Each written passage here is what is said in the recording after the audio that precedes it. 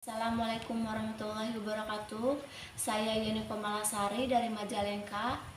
Salah satu korban giveaway yang mengatasnamakan Mbak Imbong yang disalahgunakan oleh oknum saya kena tipu dan kena hipnotis atau gendam.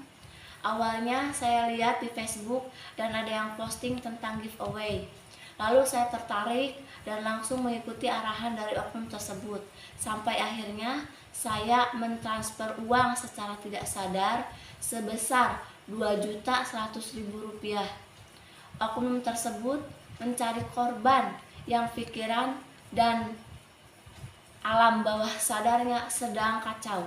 Semoga ini menjadi pelajaran buat kita semua, saya dan semuanya, dan saya harap tidak ada lagi korban-korban yang lainnya. Terima kasih.